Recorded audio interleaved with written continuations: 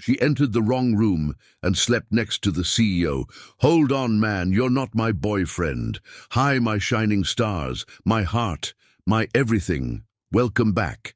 I don't just say you're family, you are my family. Every comment, every like, every silent prayer you've sent my way, it has carried me through storms I never told you about. And today, before we begin, let me speak this sincere, love-filled prayer over your life. Dear God, bless my beautiful family today. Surround them with peace that no pain can steal, joy that no darkness can dim, and love that no distance can break. Heal the wounds they hide, answer the prayers they whisper, and fill their lives with moments that make them feel seen, safe, and cherished. Let laughter return to their homes, and may every sunrise bring new hope. Amen, my sweet family. If my voice, my stories, or even one word has ever touched your heart, please take a moment to do these 4 small acts of love. Subscribe to the channel so our bond never breaks. Like the video if you feel even a drop of joy or comfort today. Comment with your heart. I read every word and they mean the world to me. And please share this video. Someone out there is waiting for this kind of love. You are not just part of this journey, you are the reason it exists. Let's begin this moment hand in hand, with nothing but pure, powerful, unstoppable love. The rain fell in merciless sheets, turning the elegant city streets into glittering rivers beneath the midnight sky. Amara Starlight clutched her portfolio case against her chest, trying futilely to shield it from the downpour as she dashed toward the gleaming entrance of the Eternité Hotel. Her clothes, a simple black dress chosen carefully for tomorrow's gallery meeting, clung to her curves, completely soaked despite her best efforts with the tiny travel umbrella that had collapsed under the storm's fury. "Welcome to Eternité," the doorman said sympathetically, holding open the heavy glass door as she hurried through, rainwater pooling instantly around her feet on the polished marble floor. "Dreadful night to be out, miss." Amara managed a grateful smile, pushing wet curls from her forehead. The lobby stretched before her like something from another world, all soaring ceilings, crystal chandeliers, and tasteful opulence that made her acutely aware of her bedraggled appearance. This one-night splurge on luxury accommodations had seemed like a good idea when she'd booked it, a way to ensure she'd be refreshed and confident for tomorrow's critical meeting with the gallery owner who might finally give her art the showcase it deserved. Now, leaving wet footprints across the pristine floor, she felt woefully out of place. The young man at the reception desk glanced up as she approached, his eyes widening slightly at her drenched state before professional composure took over. "Good evening, checking in." "Yes," Amara said, digging through her equally wet purse for identification. "Amara Starlight. I should have a reservation." The receptionist tapped at his keyboard, a slight frown appearing between his brows. "I do see your reservation, Miss Starlight, but there seems to be—" He paused, tapping more keys with growing consternation. "Our system appears to be having issues tonight. The storm, perhaps." Exhaustion threatened to overwhelm Amara. After a 6-hour bus ride and this biblical deluge, the possibility of some booking error seemed like the final cruelty of an already difficult day. "Please tell me you still have a room," she said, unable to keep a note of desperation from her voice. Of course," he assured her quickly. "We pride ourselves on accommodating our guests regardless of technical difficulties." His fingers moved rapidly over the keys. "Here we are.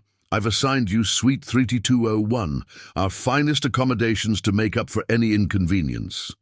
Relief washed over Amara. "Thank you. I appreciate that." The young man handed her an electronic key card with a small, apologetic smile. "The elevators are to your right. Again, we apologize for any confusion with our system tonight." Too tired to question her good fortune, Amara accepted the key with grateful fingers and made her way to the elevator. Inside the polished cab, she caught sight of her reflection in the mirrored walls and winced. Her carefully straightened hair had reverted to its natural curls under the rain's assault. Mascara had created faint shadows beneath her eyes, and her dress resembled a second skin rather than the professional attire she'd selected. "You're a mess, Starlight," she murmured to herself as the elevator rose swiftly and silently. When the doors opened on the 32nd floor, Amara stepped into a hushed corridor of obvious luxury. Thick carpet muffled her wet footsteps as she followed the signs to 3201, the key card clutched in her trembling hand. The lock blinked green at her touch, and she pushed the heavy door open, stepping into darkness broken only by city lights glimmering through floor-to-ceiling windows. "Oh my," she breathed, fumbling for a light switch. Warm light bloomed, revealing a suite that exceeded every expectation. This wasn't just a hotel room, it was a palace. The living area alone was larger than her entire apartment, with sleek, modern furniture arranged around a fireplace where artificial flames danced behind glass. Beyond lay a dining area, a gleaming kitchenette, and through an open doorway she glimpsed the bedroom with its massive bed draped in what appeared to be silk. Amara's practical side briefly wondered if there had been some mistake. Surely this suite cost far more than she'd paid, but exhaustion silenced her concerns. Setting down her portfolio and purse on a console table, she peeled off her wet jacket and kicked off her ruined shoes, leaving them on the marble entryway floor. The bathroom was a marvel of glass and stone, with a shower large enough for a small party and a deep soaking tub positioned before a window with a dizzying view of the rainy city below. Amara turned the taps, watching as steaming water began to fill the tub. She added a generous pour from a bottle of bath oil, filling the air with the scent of lavender and vanilla. While the tub filled, she explored the bedroom, running her fingers over the impossibly soft duvet. A bottle of champagne chilled in an ice bucket on the nightstand, alongside a plate of chocolate-covered strawberries. Definitely a mistake, but at this point she was too tired to care. The bath was heavenly, hot water soothing her travel-weary muscles as she sank into fragrant bubbles. Amara closed her eyes, letting the tension melt away as lightning occasionally flashed through the bathroom window, followed by distant thunder. By the time she emerged, wrapped in the plushest hotel robe she'd ever worn, her eyelids were heavy. With impending sleep, she hadn't planned to fall asleep naked. Usually, she packed practical cotton pajamas for travel, but her suitcase contained only damp clothes, and the thought of anything against her clean skin seemed unbearable. The sheets were cool and silken against her bare body as she slid between them, sighing with pleasure as she sank into the cloud-soft mattress. "Just for tonight," she whispered to herself, "I'll pretend this is my life."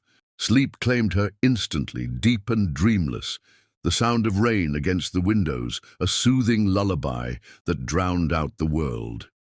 Lysander Moonvale dismissed his driver with a wave, watching the taillights of the car disappear into the rainy night. He stood motionless beneath the hotel portico, reluctant to enter the building that was both his pride and his prison.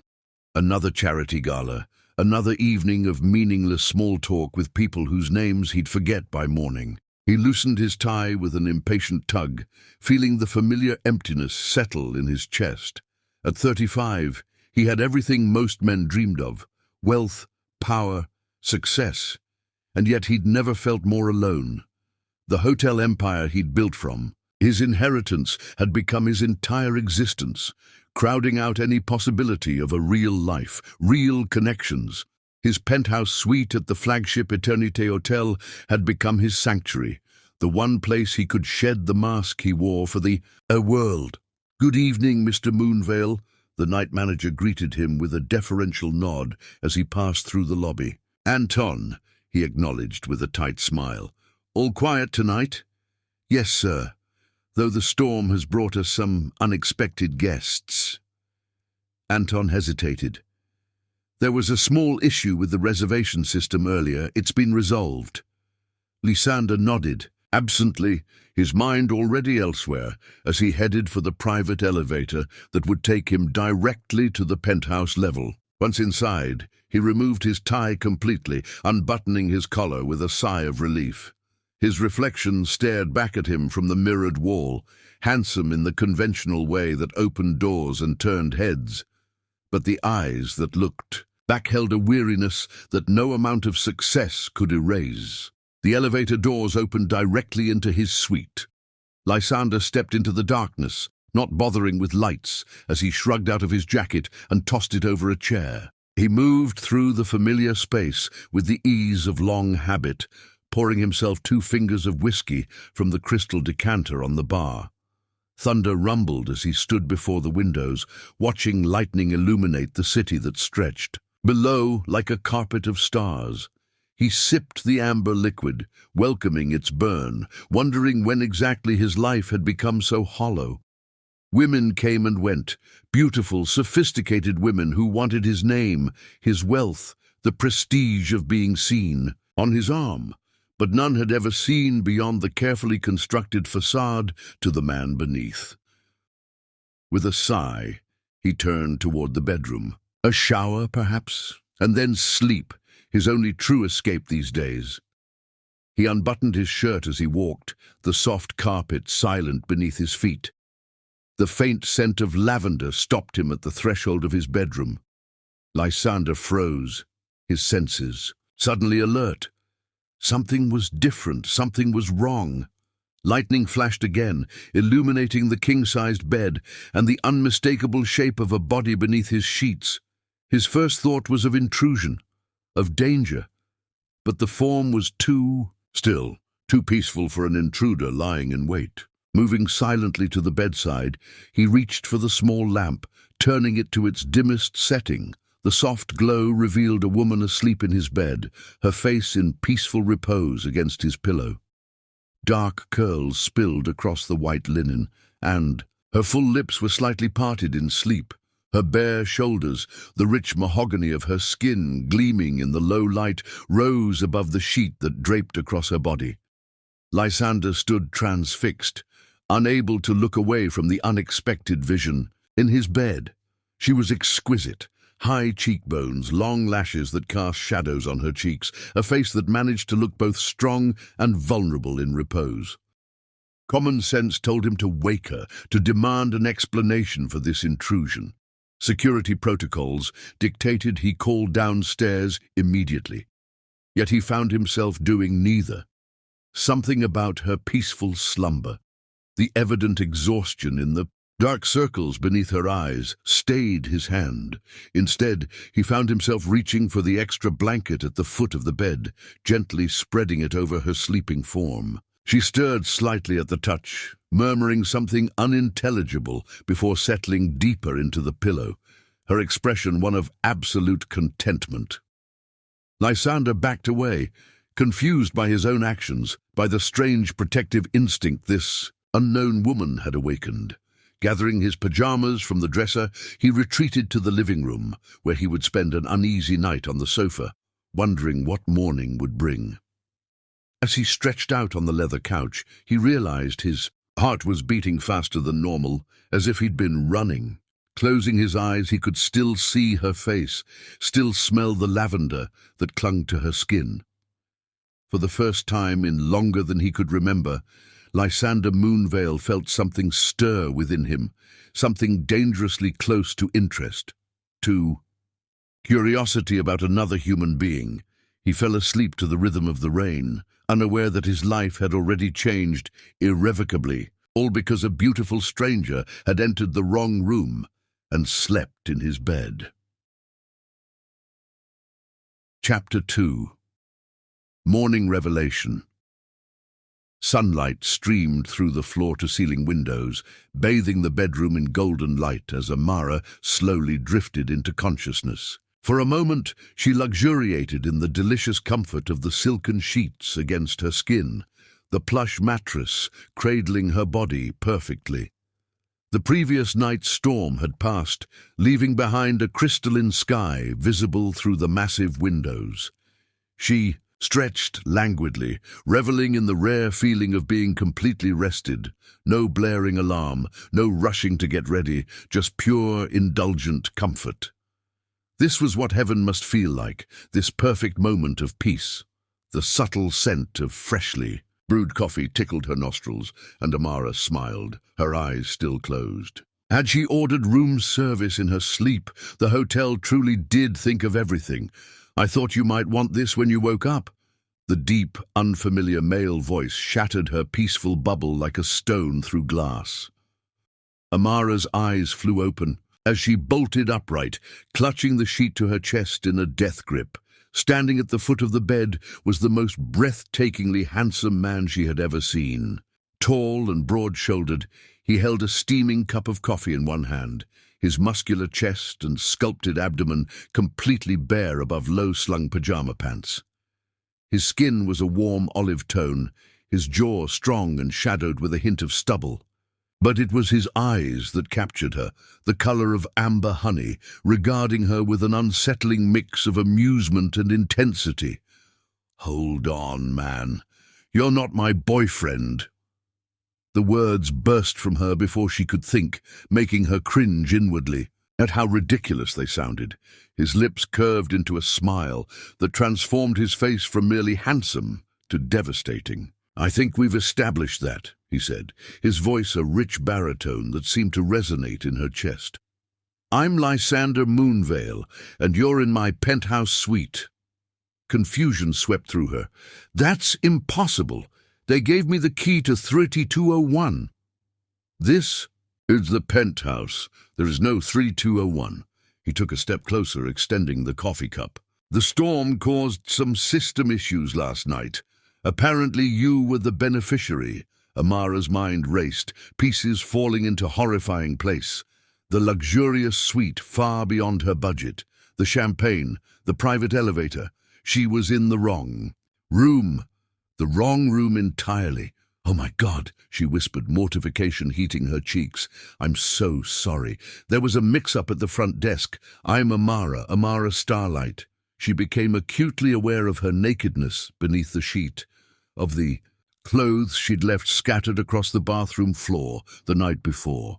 The realization that this stranger, this impossibly gorgeous stranger, had found her sleeping naked in his bed made her want to dissolve into the mattress.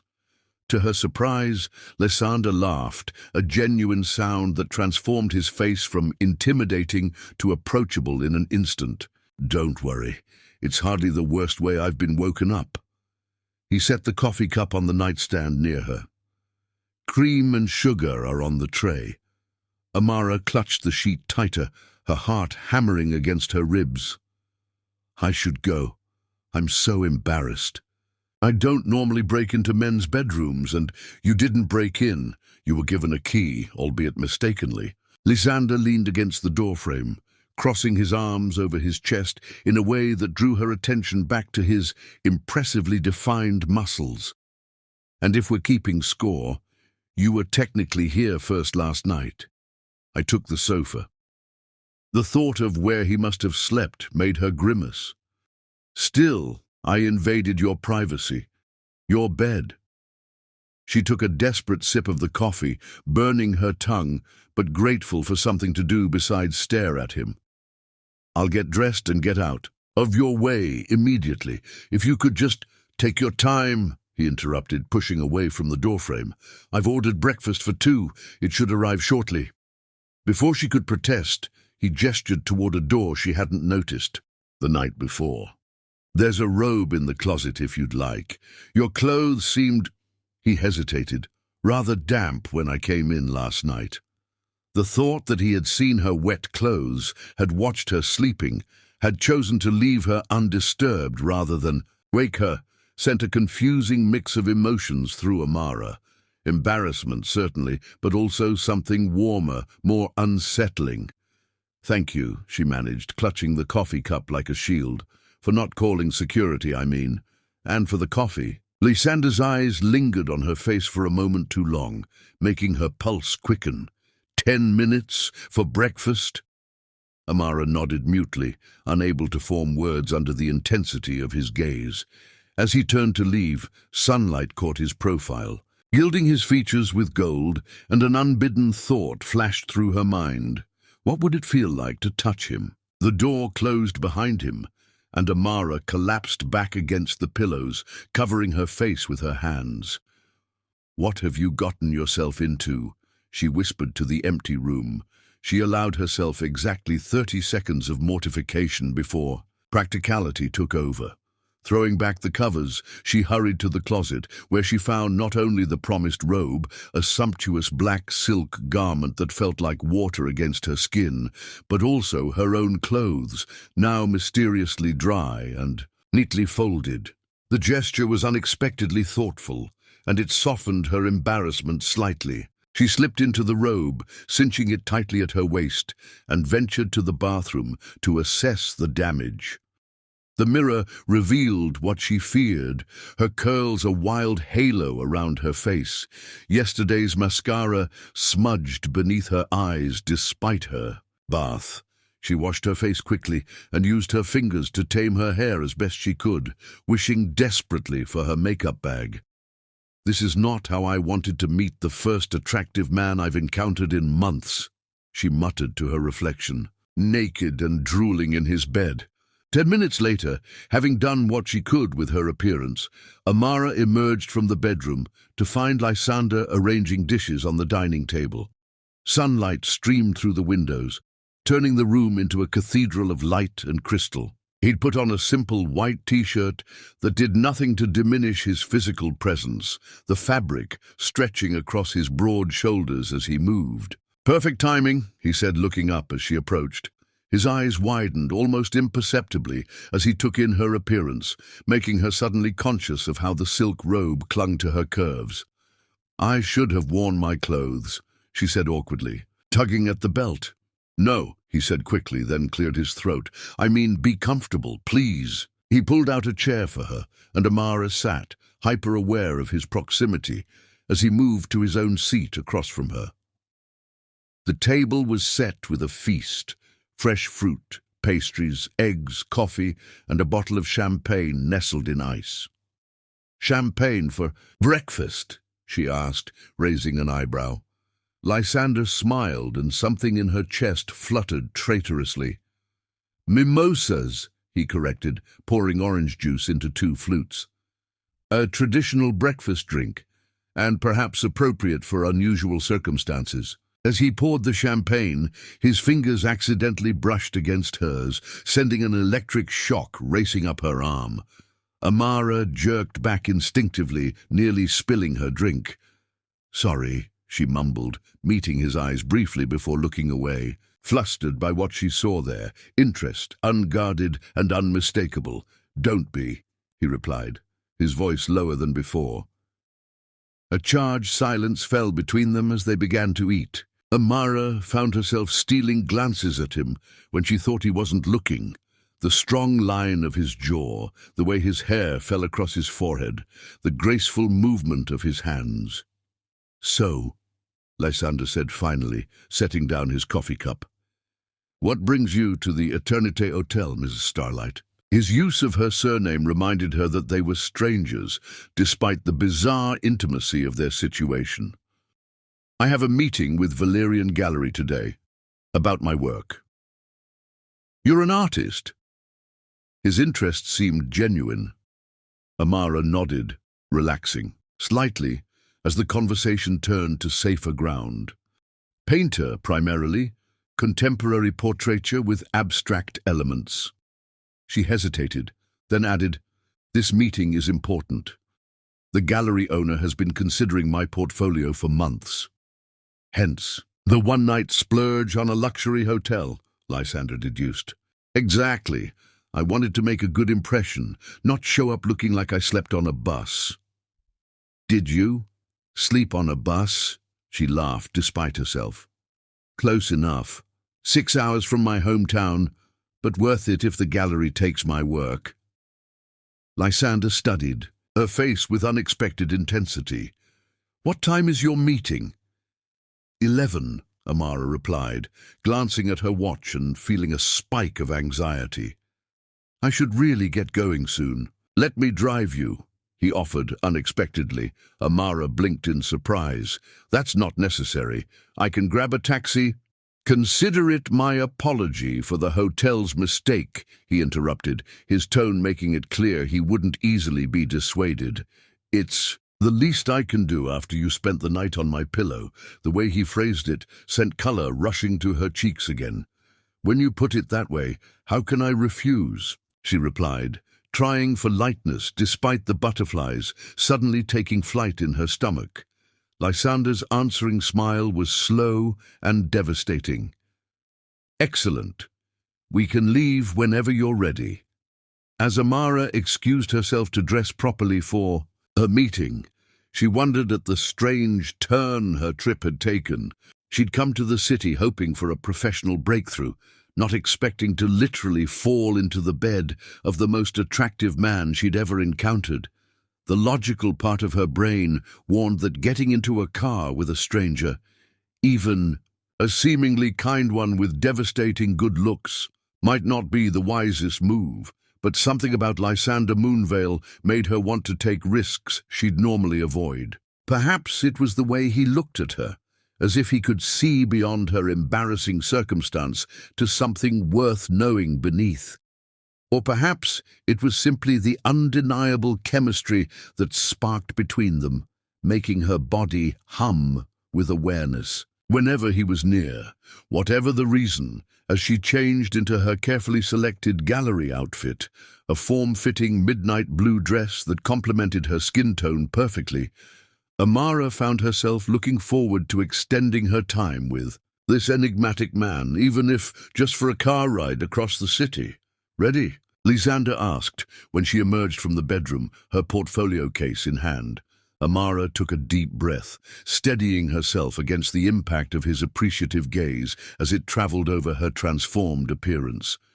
Ready? She confirmed, her voice stronger than she felt. As they stepped into the private elevator together, the small space suddenly charged with unspoken possibility.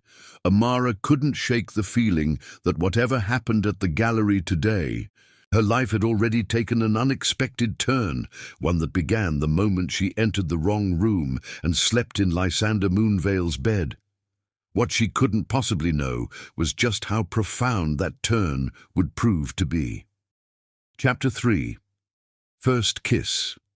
You've got a good eye, Lysander observed, as they emerged from a hidden gallery tucked between towering skyscrapers.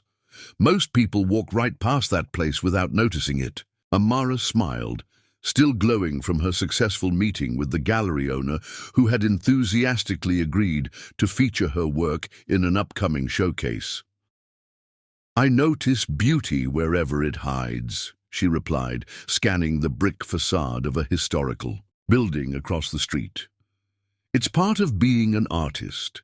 The day had transformed from a professional errand into something unexpected. After driving her to her meeting in his sleek, midnight blue Bentley, Lysander had surprised her by waiting in a nearby cafe, offering to show her some of his favorite spots in the city afterward. What should have been a simple courtesy had evolved into hours of exploration. Hidden bookstores with rare art volumes, rooftop gardens unknown to tourists, architectural wonders tucked between commercial monstrosities. Hungry? Lysander asked as they rounded a corner onto a narrow cobblestone street that seemed transported from another century. There's a place just ahead that makes the best hot chocolate in the city. Hot chocolate? Amara laughed. It's nearly 80 degrees. Trust me, he said, his fingers brushing her elbow as he guided her toward a tiny cafe with window boxes overflowing with crimson flowers. Some pleasures transcend weather. Inside, the cafe was a study in cozy comfort. Mismatched wooden tables, shelves lined with worn books, the rich scent of chocolate and cinnamon hanging in the air. A smiling older woman led them to a corner table partially hidden by a draped tapestry, creating the illusion of private dining. You come here often? Amara asked, settling into her chair. Whenever I need peace, Lysander admitted, a hint of vulnerability showing beneath his confident exterior. It's one of the few places in the city where no one expects anything from me. Something in his tone made Amara look at him more carefully. Does that happen a lot? People expecting things constantly. He shrugged, his shoulders moving beneath the fine fabric of his casual shirt. Perils of the position, I suppose. What position is that, exactly? She asked, realizing she still knew almost nothing about this man beyond his name and evident wealth. You never actually mentioned what you do.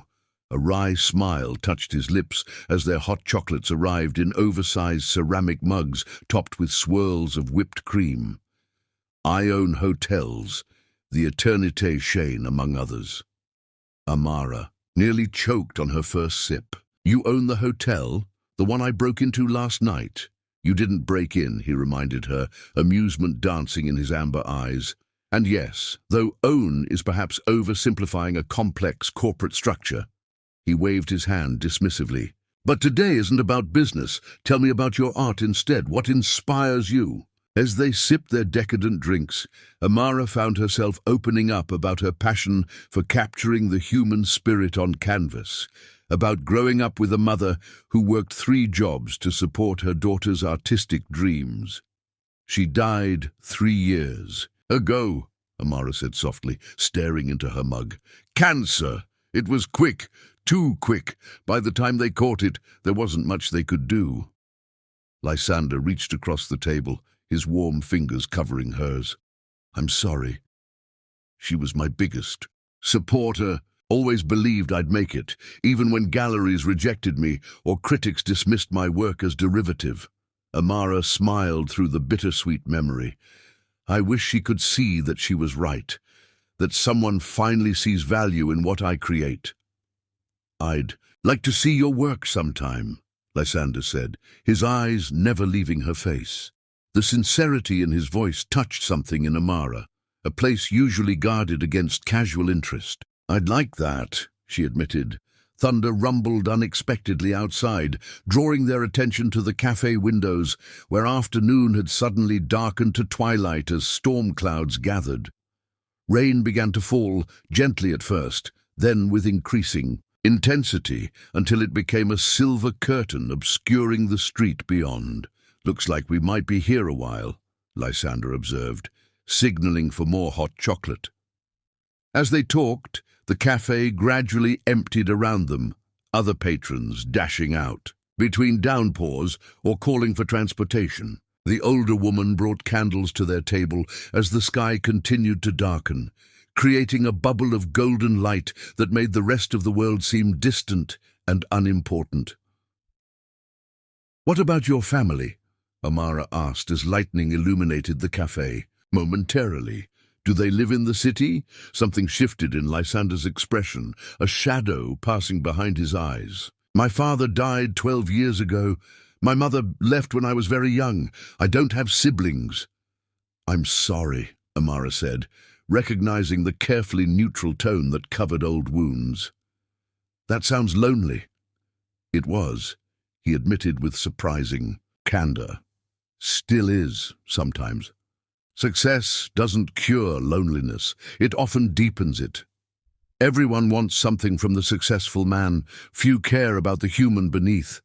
Another crack of thunder, closer this time, and the cafe lights flickered. Once, twice, then died completely. Only their candle remained, its small flame casting dramatic shadows across Lysander's striking features. Perfect timing, he said with a soft laugh. Now I've revealed too much and can't even see your reaction. I'm not judging you, Amara said, quietly, leaning forward into the candlelight. I understand loneliness. When my mother died, it felt like the last person who truly saw me was gone. Lightning flashed again, illuminating the empty cafe. They had become the only customers, forgotten by the world in this sudden blackout. In the intimate darkness, something shifted between them. a boundary dissolving, a certainty emerging. "I see you, Amara," Lysander said, his voice low and sincere. The simple statement, heavy with meaning, made her breath catch. Here in this unexpected sanctuary from the storm, with this man she'd known less than a day, Amara felt more truly seen than she had in years. Lysander leaned across the small table, his eyes never leaving hers, giving her plenty of time to pull away if she wished. Instead, Amara found herself meeting him halfway, drawn by something beyond rational thought. Their lips met in a kiss that started gently, a question rather than a demand, but quickly deepened as Amara's hand rose to cup his jaw. He tasted of chocolate and possibility, his mouth warm and certain against hers. Something electric passed between them, a recognition that transcended their brief acquaintance. When they finally parted, both slightly breathless, the only sound was rain drumming against the windows and distant thunder rolling across the sky. Lysander's fingers had somehow become entwined with hers on the tabletop, his thumb tracing small circles on her palm that sent shivers racing up her arm. "That was," Amara began, struggling to find words adequate to describe what had just happened. "Inevitable," Lysander finished for her, his voice rough with emotion. "From the moment I found you in my bed." The lights flickered back on suddenly, breaking the spell of intimacy that had enveloped them. The cafe owner appeared, apologizing for the power outage, offering complimentary pastries for their inconvenience. But something had changed irrevocably in that moment of darkness. As they shared a flaky pain au chocolat, their fingers brushing. With deliberate frequency, Amara knew she had crossed a threshold. This was no longer the story of an embarrassing mix-up or a kind stranger offering assistance. This was the beginning of something neither had been looking for, but both suddenly, desperately wanted to explore. When the rain finally subsided to a gentle patter, Lysander paid their bill despite Amara's protests and offered his arm as they stepped into the washed-clean streets. "Let me show you one more place," he said, his eyes holding a promise that made her heart race, "if you're willing to trust me a little longer." As they walked through the glistening city, Amara's hand tucked securely in the crook of his arm. She realized she did trust him. Against all logic, against her usual caution with men, against the voice in her head warning that fairy tales didn't happen to struggling artists who accidentally slept in strangers' beds. But the warmth of his skin against hers and the memory of that kiss silenced all doubts. Whatever this was, this connection that defied explanation, Amara Starlight wasn't ready for it to end just yet. Chapter 4. Burning Desires.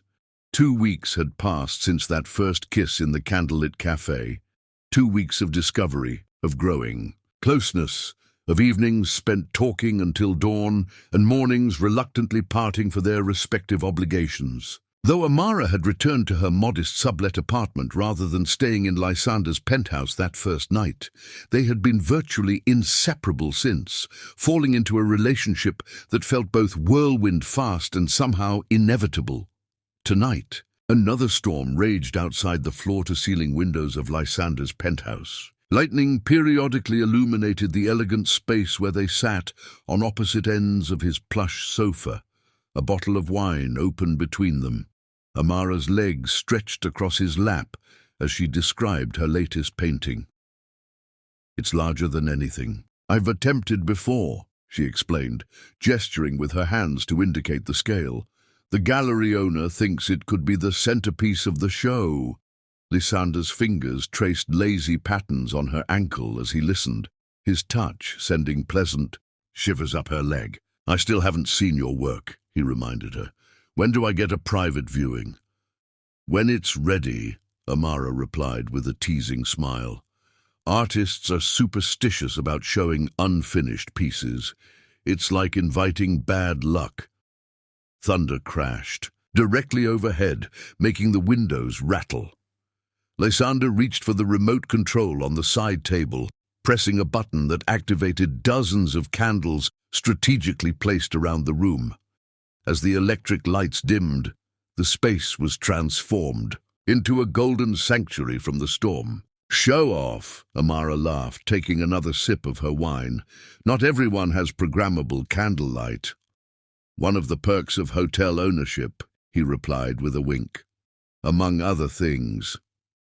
His amber eyes held hers across the sofa, and the air between them suddenly felt charged with more than the storm's electricity. 2 weeks of increasingly passionate kisses and lingering touches had built a tension neither had pushed to resolve, both sensing that crossing that final threshold would change everything. Amara set down her wineglass, making a decision. She rose from her end of the sofa, moving with deliberate grace to stand before him. Lysander watched her approach, his expression shifting from surprise to hunger as she took his glass and placed it beside hers on the table. Without a word, she straddled his lap, her knees on either side of his hips, her hands coming to rest on his broad shoulders. Lysander remained still, his hands settling at her waist, allowing her to set the pace of this new intimacy. "I'm tired of waiting," Amara said softly, her fingers tracing the strong line of his jaw. "Aren't you?" His answer was to pull her closer, capturing her mouth in a kiss that quickly blazed beyond all their previous encounters. Gone was the restraint they'd maintained, replaced by urgent need as his tongue sought entrance, dancing with hers in a primal rhythm. Amara pressed herself against him, feeling the evidence of his desire against her core, a matching heat building between her thighs. Lysander's hands slid from her waist to her hips, then lower, cupping her backside and pulling her more firmly. Against him, the friction drew a moan from deep in her throat, a sound he seemed to capture with his kiss. "Are you sure?" he murmured against her lips, his breathing ragged. "We don't have to—" "I want this," Amara interrupted, her fingers already working at the buttons of his shirt. "I want you." Lightning flashed again as she pushed the fabric from his shoulders, revealing the sculpted perfection of his chest and abdomen. Amara took a moment to appreciate the sight, her hands exploring the warm skin and defined muscles with artist's appreciation and lover's hunger. Lysander watched her through hooded eyes, allowing her exploration with remarkable restraint, given the tension evident in every line of his body. Only when her fingers brushed the waistband of his trousers did he move, catching her hands and bringing them to his lips. "My turn," he said, his voice rough with desire. With unexpected gentleness, he lifted her from his lap and laid her back against the sofa cushions, hovering above her with careful weight. His fingers found the hem of her simple black top, seeking permission with his eyes before drawing it upward. Amara raised her arms, allowing him to remove the garment, suddenly, shy, as his gaze swept over her black lace bra, her skin seeming to burn beneath his scrutiny. "You're exquisite," Lysander breathed, lowering his head to press a kiss to the hollow of her throat. "Perfect." His lips traced a burning path down her neck to her collarbone, then lower still to the swell of her breasts above lace. Amara's hands tangled in his dark hair, holding him to her as pleasure spiraled through her body. When his mouth closed over her nipple through the thin fabric, she arched beneath him, a gasp escaping her lips. Clothing disappeared piece by piece, each new expanse of skin explored with hands and mouths until they lay entwined on the plush carpet before the fireplace, the storm forgotten as they created their own tempest of sensation. Lysander's hands seemed to know exactly where to touch, how to stroke, to send her climbing toward an ecstasy she'd never known was possible. "I've never wanted anyone the way I want you," he confessed against her skin as his fingers discovered her most intimate places, drawing sounds from her she'd never made before. "It's consuming me." "Then stop fighting it," Amara urged, guiding his hand to where she needed him most. "I'm right here." When he finally entered her, They both gasped at the perfect completeness of the connection. For a moment, neither moved, absorbing the sensation of being joined, of boundaries dissolved between separate beings. Then, Amara shifted beneath him, wrapping her legs around his waist, urging him deeper, and all restraint shattered. They moved together with increasing urgency, finding a rhythm as natural as breathing. Lysander's eyes never left hers, watching every expression of pleasure cross her face, as if memorizing her. The intensity of his gaze, the connection that went beyond physical joining, pushed Amara toward the edge faster than she'd expected. "Let go," he whispered, seeming to sense her approaching climax. "I've got you." His words, the security they promised beyond this moment of vulnerability, broke something open inside her. Amara shattered with his name on her lips, waves of pleasure washing over her with such intensity that tears sprang to her eyes. Lysander followed moments later, his powerful body shuddering in her arms as he found his own release. Afterward, they lay tangled together on the soft carpet, the storm still raging beyond the windows, but somehow distant and unimportant compared to the sanctuary they'd found in each other. Lysander's fingers traced idle patterns on her bare back, his heartbeat gradually slowing beneath her ear. "That was worth waiting for," Amara murmured, pressing a kiss to his chest. Lysander chuckled, the sound rumbling beneath her cheek. "If I'd known what I was missing, I might not have been so patient." They remained there, trading soft kisses and softer words as candles burned lower around them. Eventually, Lysander gathered her in his arms and carried her to his bed, the same bed where their story had begun with an accidental meeting just 2 weeks earlier. As they lay facing each other in the dim light, satiated but not yet ready for sleep, a new intimacy developed between them. Not physical now, but emotional as barriers lowered in the aftermath of passion. "Tell me something you've never told anyone," Amara requested, her fingers tracing the strong line of his jaw. Lysander was quiet for a long moment, his eyes distant with memory. "My mother left when I was 5, he finally said, his voice carefully neutral. "She abandoned us for another man, another life. I barely remember her face now." Amara's heart contracted at the carefully masked pain in his voice. "I'm sorry. My father raised me alone, teaching me that business success was the only security worth having."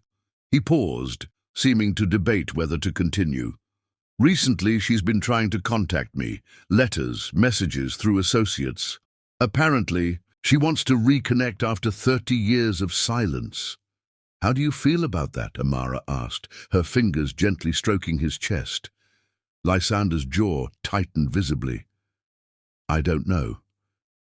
Part of me wants answers, but another part is afraid of being hurt again," she finished for him, understanding all too well.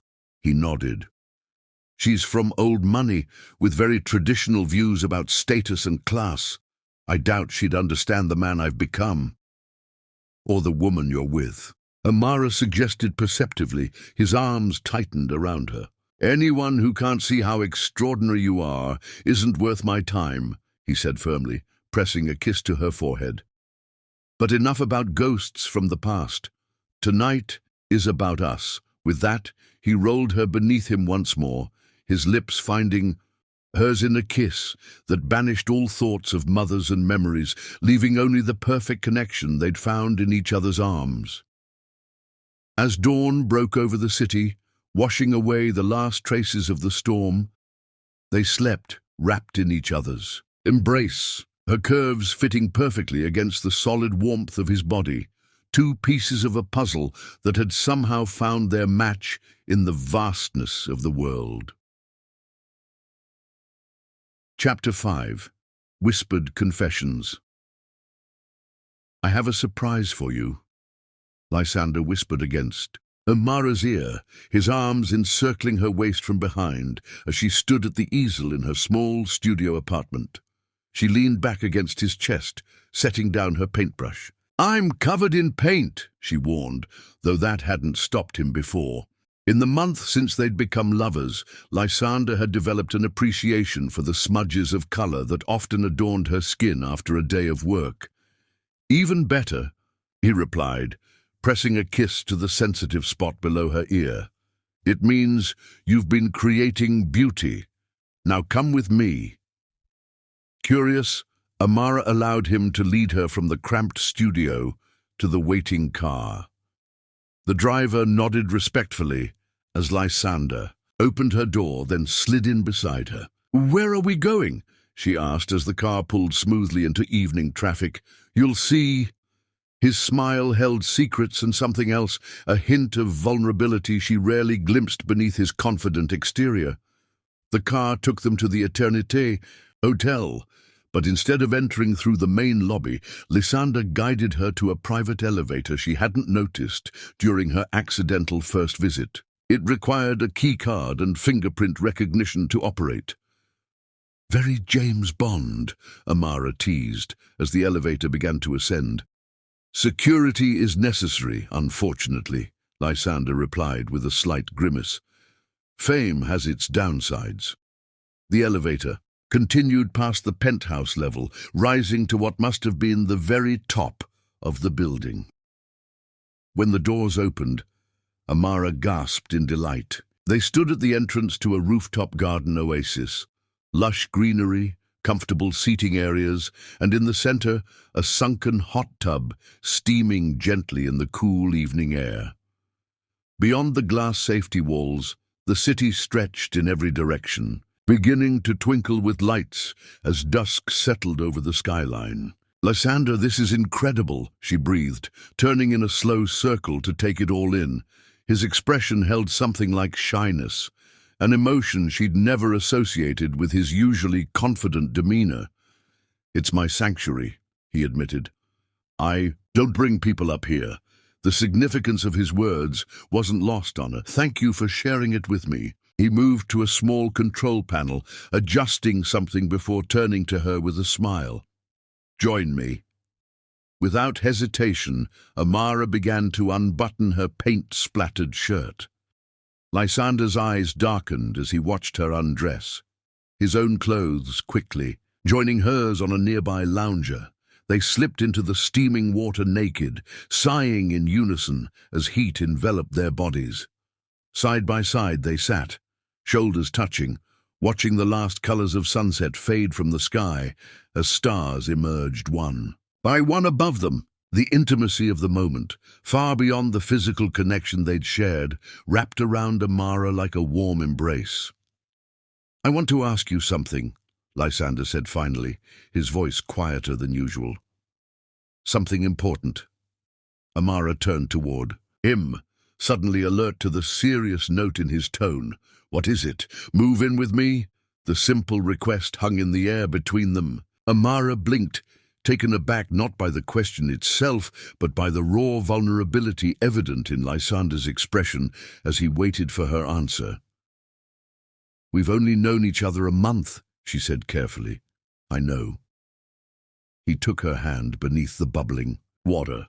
"And normally I'd say that's too soon, but it doesn't feel normal. It feels like we've known each other much longer," Amara finished for him, understanding exactly what he meant.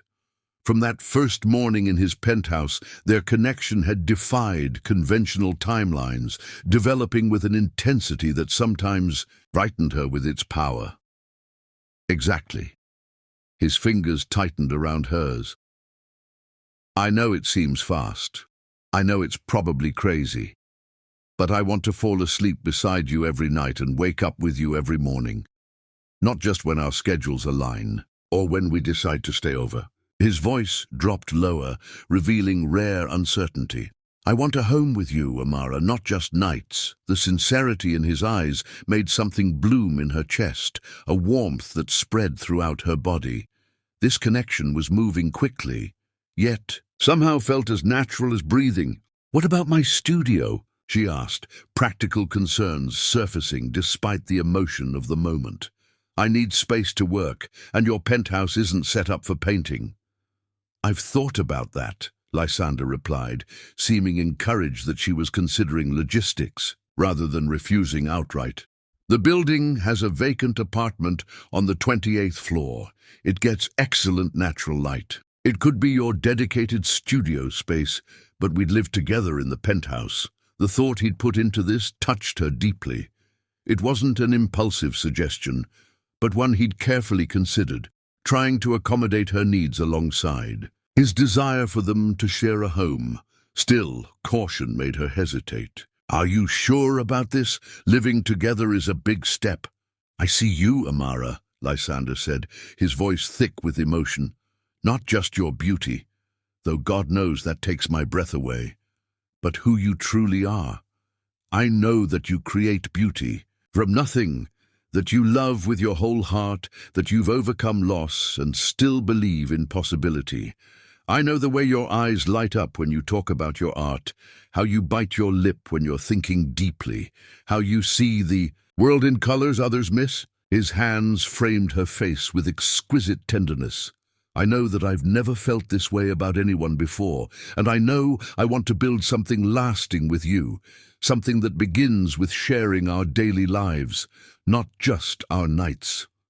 Amara's heart raced at his words, both exhilaration and vulnerability coursing through her. She'd always been cautious, especially after watching her mother's heart break repeatedly through poor choices in love. But here, with Lysander, caution felt like the greater risk, the risk of missing something precious and rare. Yes, she whispered, the decision feeling both momentous and perfectly right. I'll move in with you. Joy blazed across his features, transforming him from handsome to breathtaking. He pulled her onto his lap in the bubbling water, kissing her with such tenderness that tears sprang to her eyes. Thank you, he murmured against her lips. For what? Amara asked, her arms twining around his neck. For trusting me with your heart. His hands caressed her waist beneath the water. I promised to guard it carefully. Their kiss deepened, passion quickly replacing tenderness as their bodies responded to familiar touch. The heat of the water added another dimension to their lovemaking, and Zamara straddled him, taking him inside her with a gasp of pleasure that echoed across the rooftop sanctuary. They moved together slowly, savoring each sensation, each trembling breath. This joining felt different somehow. A celebration of the commitment they'd just made, a promise of many such nights to come. When release finally claimed them both, it was with whispered declarations of love neither had spoken before, but both had felt growing between them. Later, wrapped in plush robes, they lay on a double lounger beneath the stars. Amara's head pillowed on Lysander's chest, his arm curved protectively around her shoulders. I should warn you, she said, tracing patterns on his chest through the soft fabric. I'm not the neatest person. My creative process tends to spill over into living spaces. Lysander's laugh rumbled beneath her ear. I've seen your apartment. Remember, I'm prepared for paint splatters and canvas stretches in unexpected places, and morning grumpiness before coffee, she added, and singing badly in the shower. I find your morning grumpiness adorable, he countered, pressing a kiss to the top of her head. And I've already heard your shower performances. Your rendition of Respect last week was particularly memorable. Amara laughed, snuggling closer against him. Just making sure you know what you're getting into. His arms tightened around her. I know exactly what I'm getting into, Amara Starlight, and I can't wait for every moment of it. As silver moonlight blessed their entwined forms, they continued sharing whispered confessions, small truths, minor flaws, secret dreams, building the foundation of understanding that would support the life they were beginning to create together. With each revelation, each accepted quirk and appreciated difference, the connection between them strengthened, turning what had begun as an accidental meeting into a deliberately chosen path forward. Above them, stars wheeled in their ancient patterns, witnessing the age-old miracle of two souls finding each other amid the vastness of existence, a miracle no less profound for happening in a luxury penthouse rather than a humble cottage, no less genuine for occurring between a wealthy hotelier and a struggling artist. Chapter 6. First Heartbreak. 2 months of domestic bliss had transformed the penthouse into a true home. Amara's colourful throws now brightened Lysander's once austere furniture. Her art books mingled with his business volumes on built-in shelves, and most significantly, a massive canvas dominated one wall of the living room, her first completed work in their shared space. Their life together had fallen into comfortable rhythms. Amara painting in her studio apartment by day, Lysander managing his hotel empire from his office, evenings and nights spent in passionate reunion, as if even hours apart, left them starved for each other's touch. Today, Amara had finished early, inspired to prepare a special dinner to celebrate Lysander finalizing an important business merger. She'd spent hours in the gourmet kitchen she was still learning to navigate, creating his favorite dishes with careful attention to detail. The elevator's soft chime announced his arrival, and Amara smiled, wiping her hands on a towel as she moved to greet him. But when the doors slid open, Lysander wasn't alone. "Mother, please," he was saying, irritation evident in his tone as he stepped into the penthouse, followed by an elegant woman whose imperious gaze immediately swept the room before landing on Amara with unmistakable assessment. Amara froze, suddenly conscious of her casual attire, paint-splattered jeans and one of Lysander's shirts with the sleeves rolled up, and the smudge of flour likely adorning her cheek. "Ah," the woman said, her perfectly arched eyebrow rising a fraction. "So this is why you've been unavailable for family matters." Lysander's face tightened with barely suppressed anger. "Amara, this is my mother, Vivian Moonvale. Mother, this is Amara Starlight, my partner." Vivian Moonvale was striking, tall and slender. Her silver-streaked dark hair swept into an elegant chignon, her features aristocratic and cold. The resemblance to Lysander was unmistakable, though she lacked the warmth that animated his face. "Charming," Vivian said, extending a hand draped in expensive jewelry. Her smile didn't reach her eyes as she added, "I've recently returned to the city and was eager to reconnect with my only child. I didn't realize he was cohabitating." Amara accepted the handshake briefly, maintaining her dignity despite the older woman's obvious disdain. "It's interesting to meet you after hearing so little about you." The barb landed precisely where intended, causing Vivian's smile to tighten. "Yes, well, families are complicated, aren't they? Especially when outside influences interfere with natural relationships." "Mother," Lysander warned, moving to Amara's side, his arms sliding around her waist. "I've explained that I wasn't expecting you. We have plans this evening." "Plans can be adjusted," Vivian replied smoothly, moving further into the living room uninvited, "especially for family."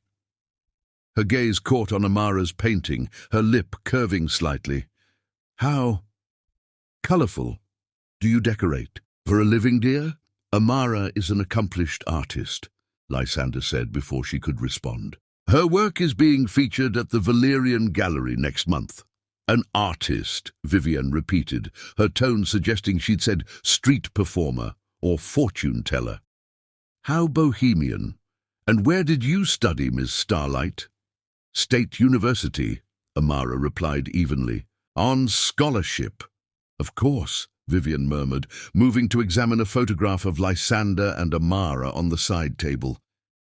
"And your family, what do they do?" The calculated nature of the interrogation was becoming clear. Lysander's grip on Amara's waist tightened as he said, "Mother, this isn't an interview.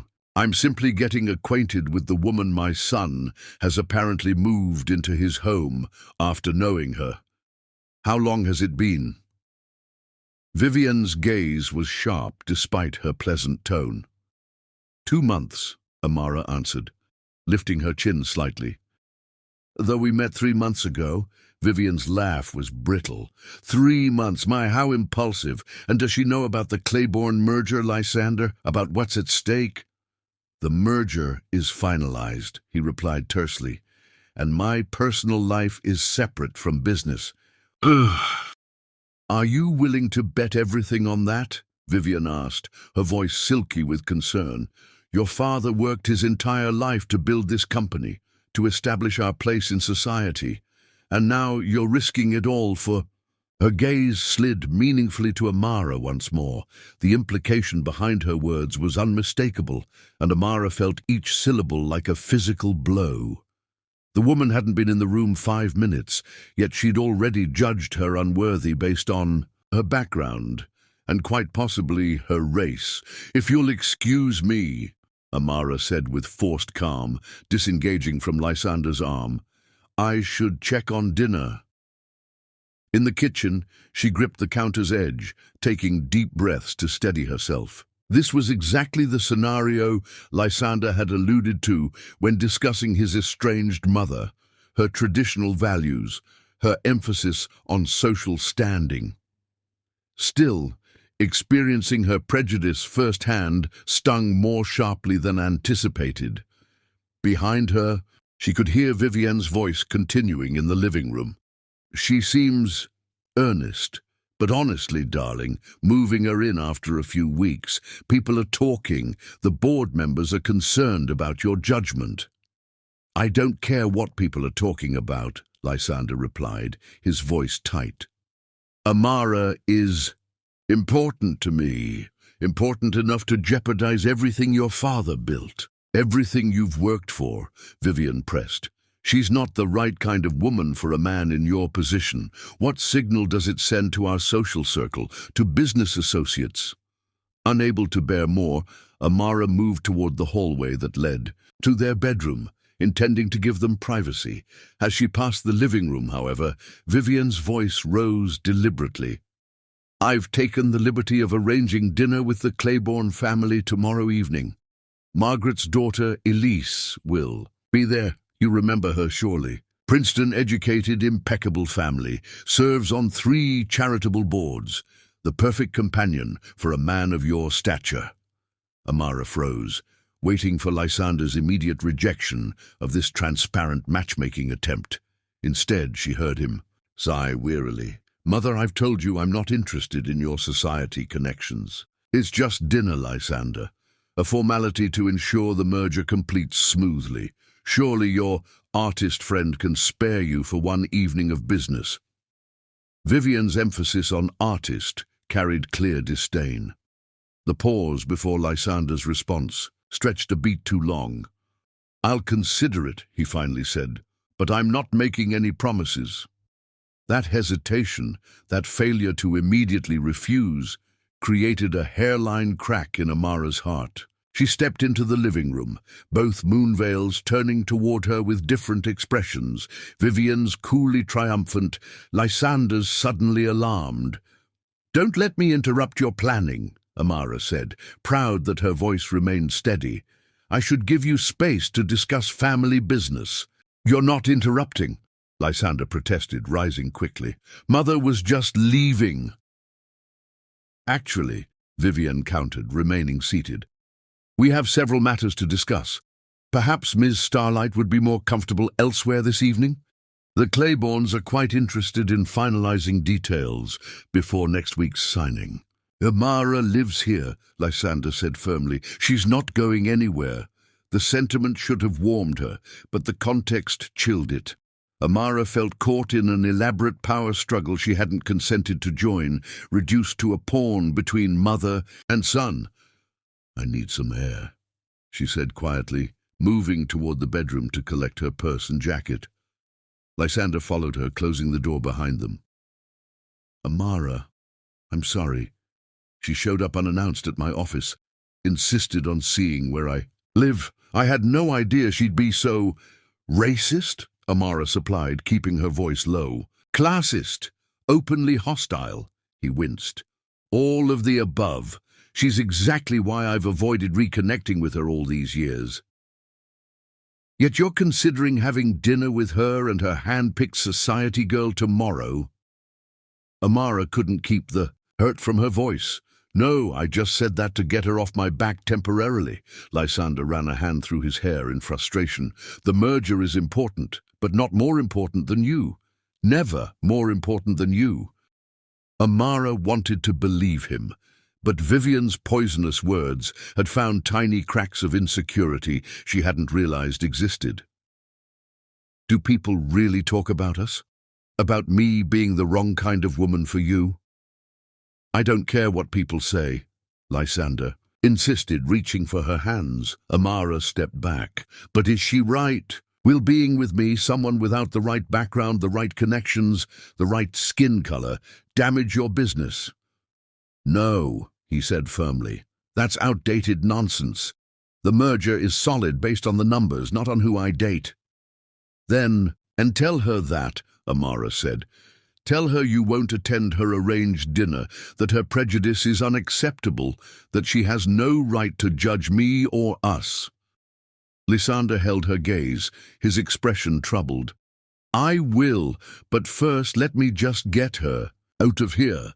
Then we can enjoy our evening as planned. Something in his tone, some hint of diplomatic compromise, deepened Amara's unease. No, I need some time alone to process this. I'm going to my studio for a few hours. Amara, please, don't let her come between us. That's exactly what she wants. It's not about her, Amara replied, gathering her purse. It's about us, about whether what we have is strong enough to withstand the real world. I just need space to think. Despite his continued protests, Amara walked out of the bedroom with head held high. Crossing the living room where Vivian sat with barely concealed satisfaction, she managed a dignified nod. It was illuminating to meet you, Ms. Moonvale. You've clarified several things I've been wondering about. As the elevator doors closed behind her, the last thing Amara saw was Lysander's face, a mixture of anger, concern, and something that looked terrifyingly like uncertainty. Chapter 7. Breathless Reunion.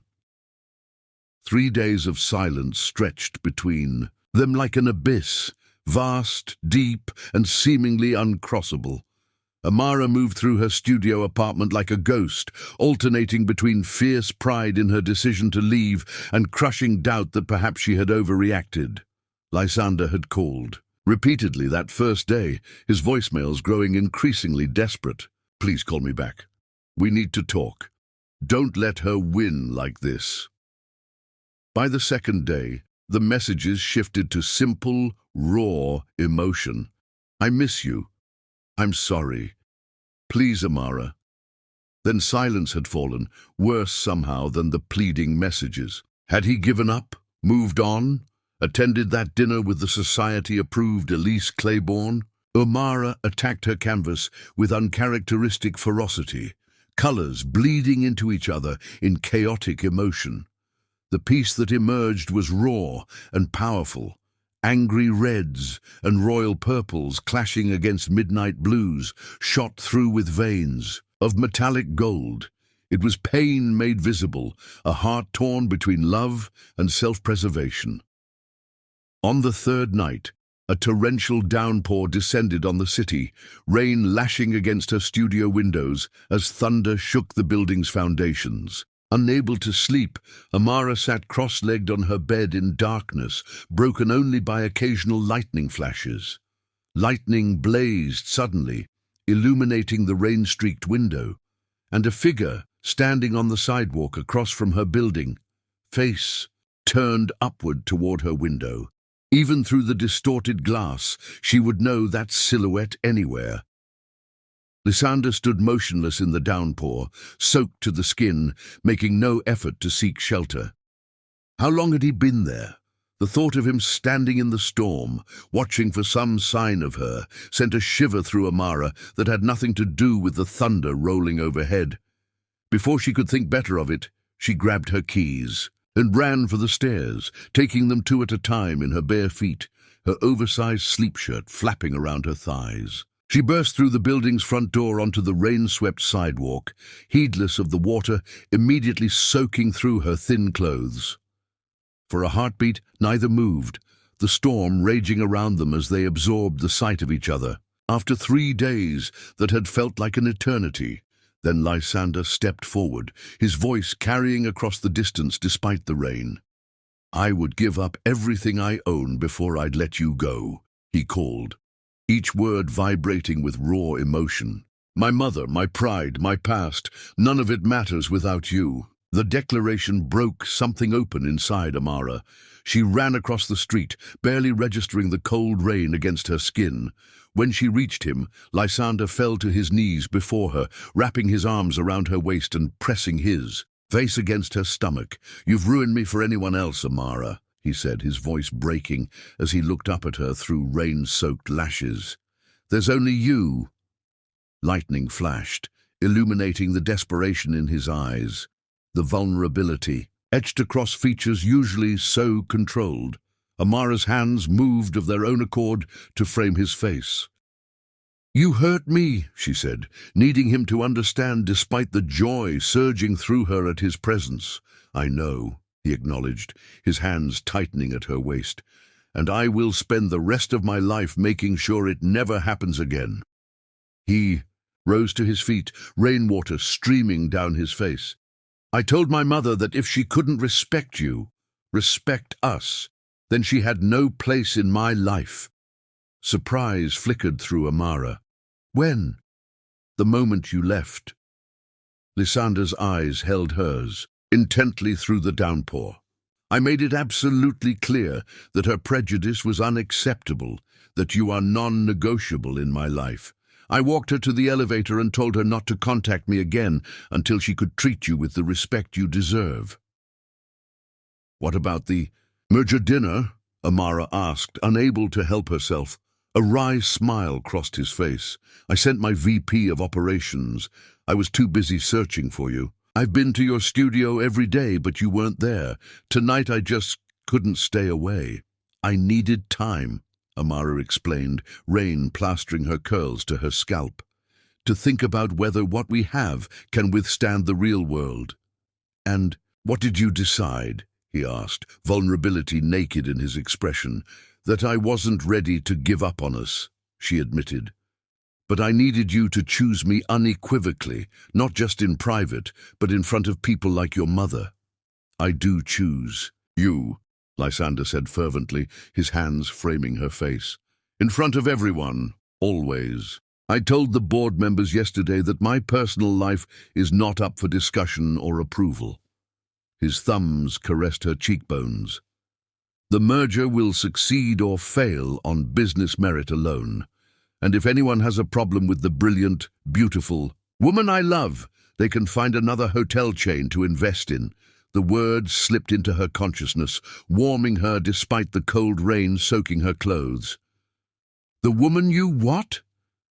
"Love," Lysander repeated, his voice stronger now. "I love you, Amara. I think I've loved you since I found you sleeping in my bed." The words she'd both longed for and feared washed over her like a healing balm. "I love you too," she whispered. "Even when I was angry, even when I was hurt, I never stopped loving you." Their lips met in a kiss that tasted of rain and redemption, of promises broken and remade stronger. Lysander's arms encircled her, lifting her feet from the ground as he poured all his longing, all his regret, all his love into the connection between them. "Come home," he murmured against her mouth when they finally parted. "Please, come home." Amara nodded but gently pressed her palm against his chest. "We need to talk, really talk, about how we handle these situations in the future, about boundaries and expectations." "Absolutely," Lysander agreed without hesitation. "I want to learn from this, not just move past it. I want to understand what you need from me, how to be the partner you deserve." His willingness to grow, to listen, to learn, touched her deeply. "Then yes, take me home." They made their way to his waiting car, still clinging to each other. Inside, As the rain drummed on the roof, they talked for hours, about race and privilege, about families and wounds, about the complex intersections of love and society that would always be part of their reality. "I can't promise we won't face more people like my mother," Lysander said honestly, his fingers intertwined with hers. "But I can promise you'll never face them alone. We're a team, Amara, partners in every sense." When they finally reached the penthouse, exhausted but stronger in their commitment, Lysander led her to the bedroom, where a gift wrapped in silver paper waited on the nightstand. "I bought this the day after you moved in," he said softly. "I've been waiting for the right moment." Inside was a small velvet box containing a sapphire ring of breathtaking beauty. Not a diamond, but a deep blue stone that matched the color Amara often used in her paintings of the night sky. "This isn't a proposal, not yet," he promised, sliding it onto her finger. "But a promise that no matter what storms come, we'll weather them together, wiser from each challenge, stronger from each test." Amara's hand trembled as she examined the ring, its weight both foreign and somehow right. "It's beautiful," she whispered, "like the color of possibilities." Their lips met again, this time with all the promise of tomorrow laid bare between them. In that kiss was not just passion, but understanding, not just desire, but growth, the true foundation of love that could last beyond the first flush of romance. By the time they fell into bed together, words had given way to the primal need to reconnect physically. Their lovemaking had a new depth, each touch an affirmation that they had found their way back to each other, not by ignoring difficult truths, but by facing them together. "Never leave me again," Lysander whispered against her skin as they lay entwined afterward, the storm outside finally beginning to subside. Amara traced the strong line of his jaw, her eyes meeting his with newfound certainty. "Never," she promised. "We belong together." And as dawn broke over the city, washing away the last traces of the storm, they slept wrapped in each other's arms, the sapphire on Amara's finger catching the first rays of sunlight. A promise of many tomorrows yet to come, not despite their differences, but because they were brave enough to embrace them. Chapter 8.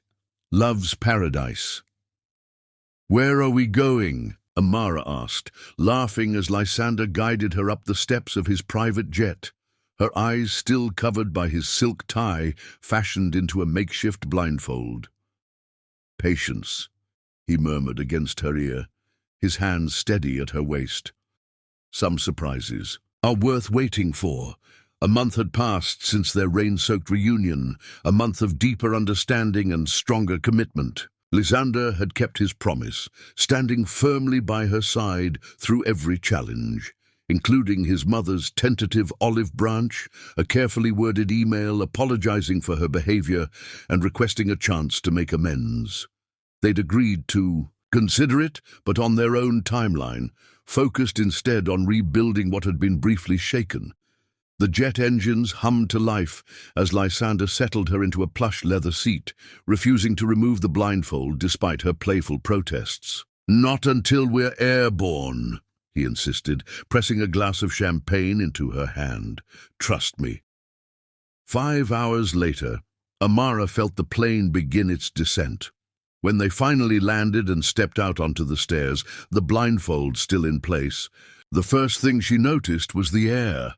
Warm and heavy with moisture, carrying scents of salt water and tropical flowers. "Welcome to paradise," Lysander whispered as he untied the silk. Amara gasped at the vista before her, crystalline turquoise water stretching to the horizon. Pristine white sand beaches curving around a small, lush island dotted with palm trees.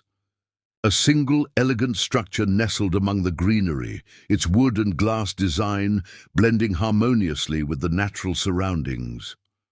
"Where are we?" she breathed, overwhelmed by the beauty before her. "Somewhere private," Lysander answered, his arms encircling her waist from behind. My own little piece of heaven, far from phones and meetings and the rest of the world. His lips brushed her temple. For the next week, it's just us. The island revealed its magic gradually as Lysander showed her around their secluded retreat. The house was a masterpiece of understated luxury. Open-air living spaces, bedroom walls that could disappear at the touch of a button to let in sea breezes, an infinity pool that seemed to merge with the ocean beyond. "How long have you had this place?" Amara asked as they walked barefoot along the shore that first evening, the setting sun painting the sky in impossible shades of gold and crimson. "I bought it 5 years ago," Lysander admitted, his fingers laced with hers. "It was meant to be an investment, but once I saw it—" He shrugged, a hint of sheepishness in his smile. "I couldn't bear to let anyone else have it, so it became my secret escape." "And you've never brought anyone here before?" Amara asked, sensing the significance of his sharing this place with her. Lysander stopped walking, turning to face her as waves lapped gently at their ankles. "Never," he confirmed, his eyes serious in the fading light. "This place was always sacred somehow. I was waiting for someone special enough to share it with." Amara touched her forehead to his chest, overwhelmed by emotion. "I've been having headaches," she admitted suddenly, the words escaping before she could reconsider them. "Nothing serious, just occasional, but strange, since I never used to get them." Concern immediately crossed Lysander's features. "Since when? Have you seen a doctor?" "Just the past few weeks," she reassured him, already regretting mentioning it during such a perfect moment.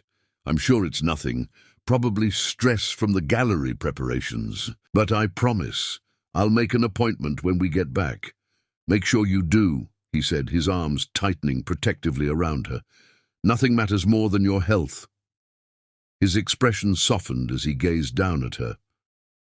"I have plans that require you to be around for a very long time." His words sparked a memory of her mother's delayed diagnosis, how she'd ignored symptoms until it was too late. Amara pushed the thought away, refusing to let fear intrude on this paradise they'd found.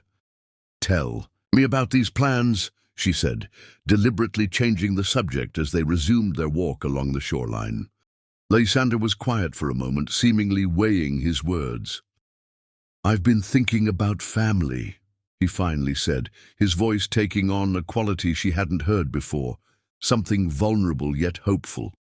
"Not just the family I came from, but the one I might create with the right person." The implication sent a flutter of emotion through Amara's chest. "Children?" she asked softly. "If I'd been asked a year ago, I would have said no," he admitted. "My own childhood was not what a child deserves. I questioned whether I had what it takes to be a good father." He stopped walking, turning to face her fully, his hands framing her face with exquisite tenderness. "But with you, I can imagine it, a little girl with your smile and spirit, or a boy with your artistic soul. I can see us building something beautiful together, something that lasts beyond us." Tears welled in Amara's eyes at the vision he painted, one she'd secretly harbored, but feared might not align with his. "I want that too," she whispered. "So much. Really." The hopeful uncertainty in his voice made him seem younger, more vulnerable. Amara nodded, rising on tiptoes to press her lips to his. "I've always dreamed of a family, children to love, to nurture creativity in, to show the beauty of the world."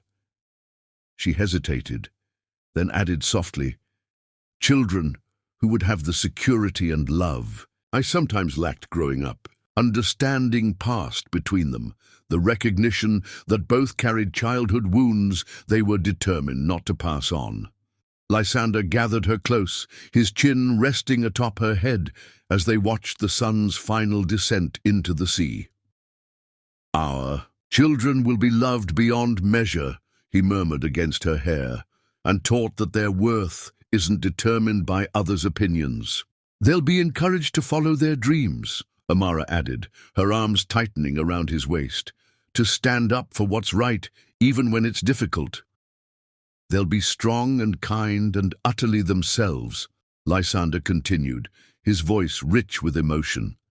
Free to become whoever they're meant to be. As they stood embracing beneath the emerging stars, the future they envisioned seemed to materialize around them. Not just possible, but certain, a path stretching before them filled with all the joy and challenges of a life built together. Days blurred into a rhythm of simple pleasures, swimming in crystal waters, exploring colorful reefs, reading books side by side in hammocks strung between palm trees, talking for hours about everything and nothing. Nights were for passion, sometimes gentle and tender, other times wild and desperate, as if they couldn't get enough of each other despite the hours spent skin to skin. One night, after they'd made love beneath the stars on the beach, Lysander held Amara close as cooling air raised goosebumps on their bare skin. "Do you believe in fate?" he asked unexpectedly, his fingers tracing idle patterns on her shoulder. Amara considered the question seriously. "I believe in moments of grace," she said finally. "Opportunities the universe offers that we can either seize or let pass." "Like accidentally sleeping in a stranger's bed," Lysander suggested, laughter rumbling in his chest beneath her ear. "Exactly like that," she smiled against his skin. "The accident was fate's opportunity. What we chose to do afterward, that was us. I'm grateful every day that you didn't run screaming when you woke up to find me standing over you," he said, pressing a kiss to her forehead. "I'm grateful you didn't call security when you found a strange woman in your bed," she countered. Lysander's arms tightened around her. "Best decision I ever made." As midnight approached on their final night on the island, they stood on the beach beneath a canopy of stars, reluctant to see their paradise interlude end. Amara leaned back against Lysander's chest, his arms wrapped around her waist, her head tucked beneath his chin. "Thank you," she said softly, her voice nearly lost in the gentle sound of waves. "For what?" His breath stirred her hair. "For this paradise," she answered. "Not just the island, but this life we're creating. I never knew I could be this happy." Lysander turned her in his arms, his expression serious in the moonlight. "The paradise isn't the place, my love. It's what we bring to it." His hand rose to caress her cheek, "And I found mine the moment you mistakenly walked into my room." As Amara rose on tiptoes to kiss him, a shooting star blazed across the heavens. Above them, a cosmic punctuation to the promise their lips sealed without words. Whatever lay ahead, the gallery opening, healing family wounds, building their future together, they would face it as one, carrying this private paradise within them wherever they went. For paradise, they had discovered, wasn't about perfect white beaches or luxury accommodations. It was about finding that one person who made anywhere feel like home. Chapter 9. Cruel Fate. The restaurant was Amara's favorite, an intimate space with soft lighting and a corner table that felt like their own private world. 6 months had passed since their island getaway, months filled with deepening love and shared dreams. Tonight was meant to be a celebration of Amara's successful gallery showing, her career finally gaining the recognition she deserved. Though she'd smiled through the evening, Lysander had noticed her occasional winces, the way she'd press her fingertips discreetly to her temple when she thought he wasn't looking. The headaches she'd mentioned on the island had persisted, despite doctor visits that had yielded only prescriptions for migraine medication. In his pocket, the diamond engagement ring he'd selected weeks ago waited for the perfect moment. The rooftop garden he'd arranged to be filled with candles and her favorite flowers. "You're staring," Amara observed with a smile, pausing her story about an important collector who had purchased 3 of her largest pieces. "Just admiring the view," Lysander replied, reaching for her hand. Her laugh was cut short, a strange expression crossing her face. One hand rose to her temple, her eyes blinking rapidly as if trying to clear her vision. "Amara." Concern sharpened Lysander's voice. "I'm fine," she began, but as she tried to stand, her legs gave way. Lysander lunged forward, catching her before she could hit the floor, terror seizing his heart as her body went limp in his arms. The next hours passed in a blur of sirens, emergency rooms, and stark hospital lighting. Lysander paced the waiting area, his mind racing with terrible possibilities as doctors ran tests and nurses spoke in hushed tones that revealed nothing. When the doctor finally approached, his grave expression sent ice through Lysander's veins. Even before the words were spoken, "Mr. Moonvale, we've found the cause of Ms. Starlight's collapse. There's a mass in her brain, a tumor pressing on an area that controls motor function." The world seemed to tilt beneath Lysander's feet. Reality, narrowing to this single horrifying fact. "A tumor," he repeated numbly. It's malignant and aggressive type that has begun to infiltrate surrounding tissue," the doctor explained carefully. "We need to operate immediately, but complete removal may not be possible given the location." "What are her chances?" Lysander demanded, forcing himself to think clearly, despite the fog of fear enveloping him. The doctor's hesitation spoke volumes. "This type of cancer has a challenging prognosis, but there are promising new treatments. There's a protocol being developed in Switzerland showing particularly good results for cases like Miss Starlight's." "Success rate?" Lysander asked, his voice tight.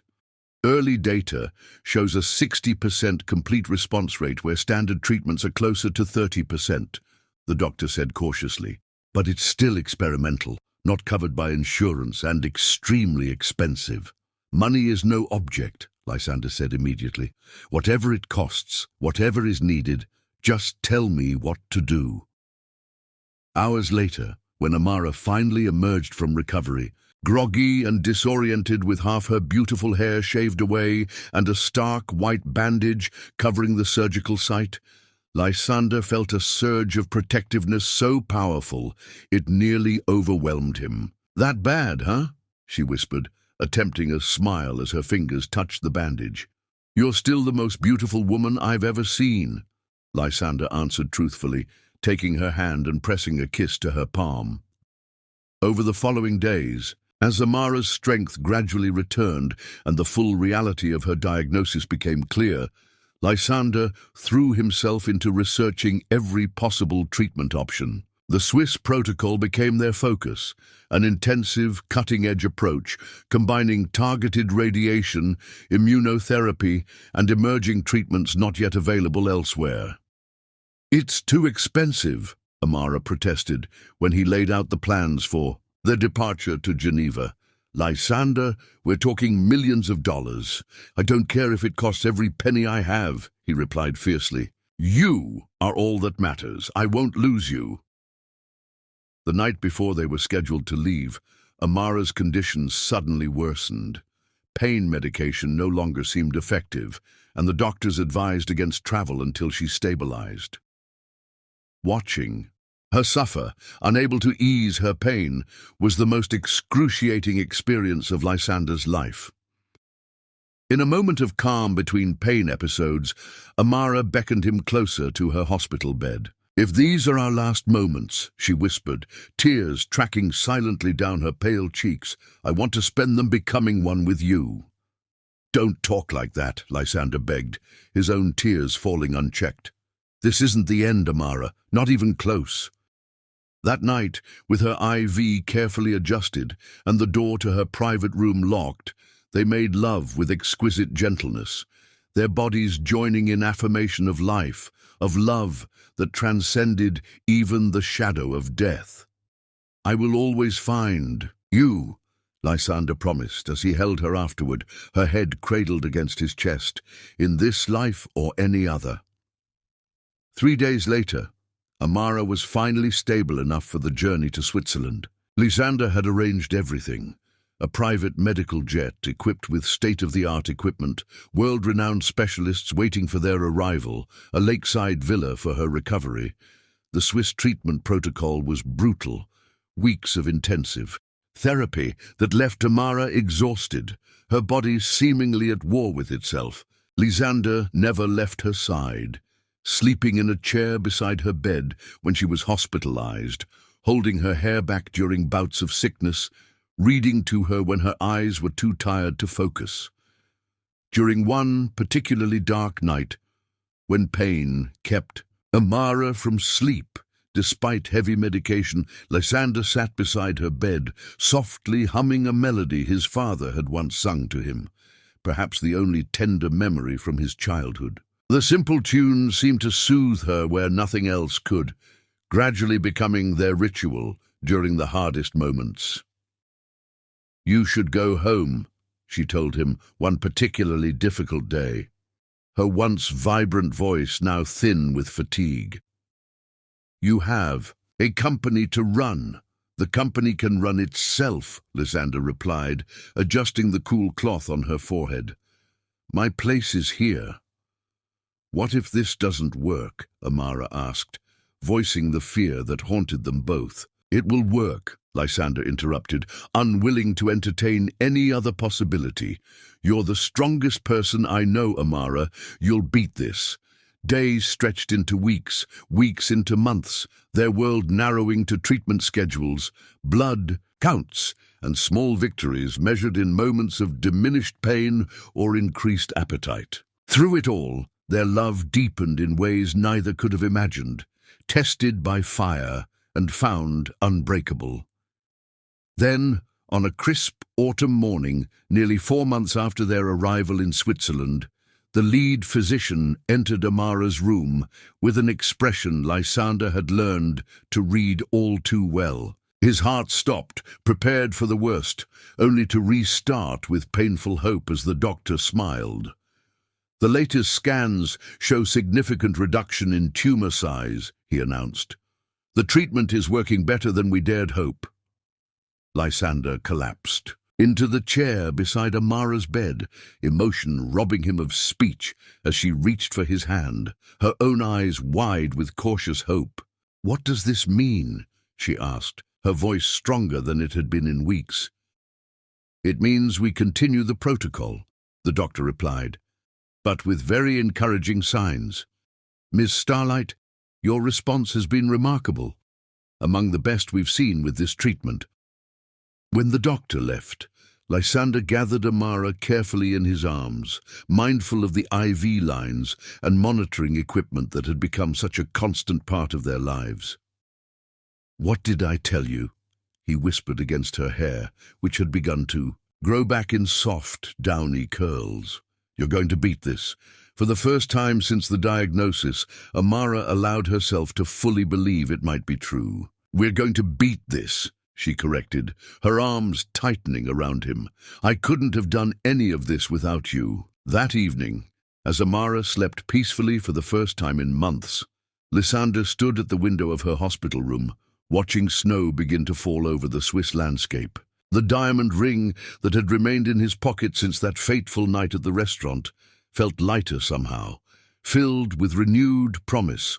Soon, he thought, watching her chest rise and fall with steady breaths. Soon they would return home, not as patient and caretaker, but as lovers with a future stretched before them once more, a future he would never again take for granted. Chapter 10. Eternal Devotion. 1 year to the day after Amara's first collapse, Lysander led her blindfolded through the familiar corridors of the Eternité Hotel. Her health had returned gradually over the past 6 months, first in small victories like climbing stairs without fatigue, then in larger triumphs as her latest. Scans showed no trace of the disease that had nearly claimed her life. "Where are we going?" She laughed, her voice once again the melodious sound that had captured his heart, no longer the whisper it had become during the darkest days of her illness. "Patience," Lysander murmured against her ear, his lips brushing the sensitive skin. There, sending shivers down her spine, some surprises are worth waiting for. The sapphire promise ring still adorned her finger, catching the light with every movement of her hand. Tonight, if all went as planned, it would be joined by the diamond engagement ring he'd carried through hospitals and treatment centers across 2 continents, a tangible symbol of the future he'd refused to stop believing in, even when death had cast its shadow over them. When the elevator doors opened, he guided her forward with exquisite care, positioning her precisely before removing the blindfold. "Welcome back to where it all began," he whispered, his voice thick with emotion as the silk fell away from her eyes. Amara gasped, her hands rising to cover her mouth, tears instantly welling in her expressive eyes. They stood in the penthouse, sweet where they'd first met, but it had been transformed beyond recognition. Thousands of white roses, her favorite, filled every surface, their heavenly scent perfuming the air. Hundreds of candles in varying heights created a cathedral of golden light, their flames dancing like stars brought down to earth. The furniture had been rearranged to recreate their first morning together.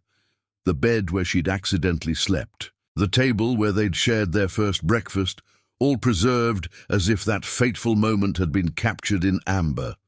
But interspersed among these familiar elements were tokens of their journey, paintings she'd created during her recovery, photographs of their island paradise, pressed flowers from the Swiss mountains where she'd fought for her life. "Lysander!" she breathed, turning in a slow circle, her body luminous in the candlelight.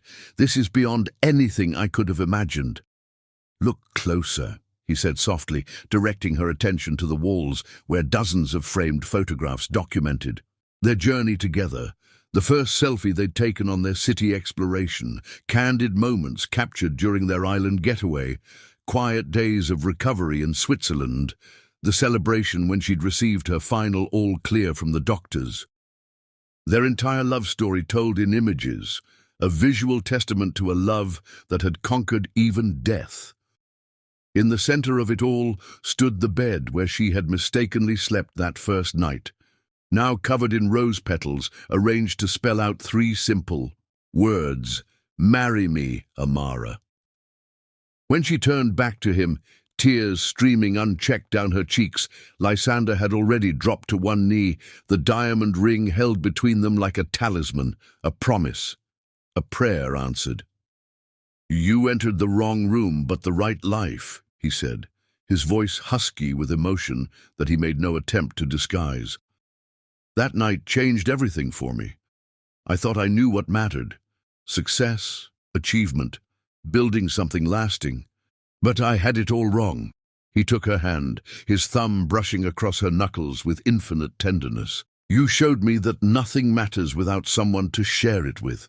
You taught me what real courage looks like, what true strength is." Amara's free hand rose to caress his face, her fingers trembling as they traced the beloved contours of his jaw, his cheekbones, the lips that had whispered encouragement through her darkest hours. "This past year has been the hardest of our lives," he continued, emotion making his voice deeper, richer. "I watched you fight with extraordinary courage, with unimaginable strength. There were moments I was terrified, moments I bargained with any deity who would listen, offering everything I had if only you would be spared." A single tear escaped, tracking down his cheek where Amara caught it with her thumb. "But it also showed me that what we have can weather any storm, survive any trial. Our love didn't just endure, it grew stronger in the darkness." He paused, taking a steadying breath as he looked up at her, his amber eyes shining with tears and adoration in equal measure. "I want to spend every remaining day of my life with you, building our dreams, raising our family, facing whatever comes next together. I want to wake beside you every morning and fall asleep with you in my arms every night. I want to create a lifetime of joy to balance the pain we've already faced." His fingers tightened around hers. "Amara Starlight, my unexpected miracle, my heart's true home, will you make me the happiest man alive by becoming my wife?" Through happy tears that refracted the candlelight into 1,000 glittering stars, Amara nodded, her entire being seeming to illuminate from within. "Yes," she managed, the single syllable carrying all the weight of their shared journey, all the promise of their future. 1,000 times, yes.